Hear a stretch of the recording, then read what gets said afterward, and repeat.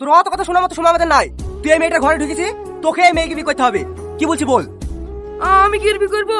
আমার ঘরে বউ চলে আসে, ও আমাকে ডাকে, তাই আমি আসি।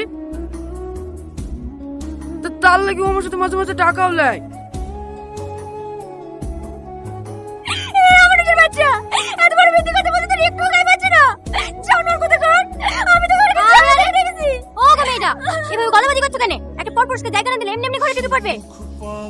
বিশ্বাস করেন কালামা, আমি সত্যি বলছি, ওর সাথে আমার কোনো সম্পর্ক নাই।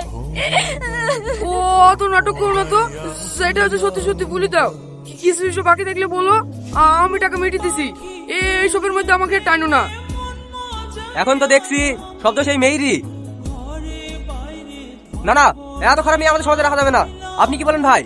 তাই তো দেখছি। এ শাহিন, কি করবো বল? ও আবার কি বলবে? ওকে কুকার করার সময় একবার ভাবেনি ওই বাড়িতে থাকলে আমি এই বাড়ি ছেড়ে চলে যাবো। তুমি কেন যাবা? সেই বাড়ি মানুষের কথা একবারও ভাবেনি, সে যাবে বাড়ি ছেড়ে। এই শাহিন, তুই কি বলছিস? যেমন তোর কোলে পিঠে করে মানুষ করলো, আজ তুই তাকে বাড়ি ছেড়ে চলে যেতে বলছিস? তুই জানিস শুধু তোর বাবুর সাথে কথা ভেবি ও নিজের সমস্ত সুখ বিসর্জন দিয়েছে। চাচা, ওসব কথা বলতে হবে না।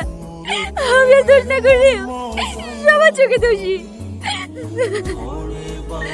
ভালো থাকিস তোরা। এই কলগিরের মুখ তোদেরকে আর কোনোদিন দেখতে হবে না।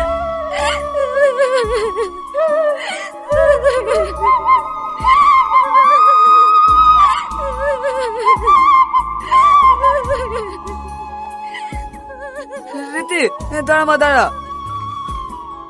চমা, আজ থেকে তুই আমার বাড়িতে থাকবি। না গো চাচা, আমি চাইনি।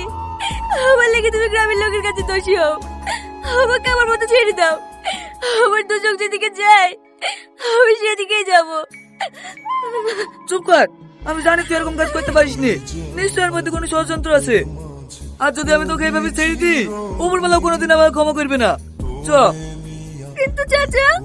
কোনো কিন্তু না, লোকে যা খুশি তাই বলুক, তাতে আমার কিচ্ছু যায় আসে না। আজ থেকে তুই আমার বাড়িতে থাকবি। চ।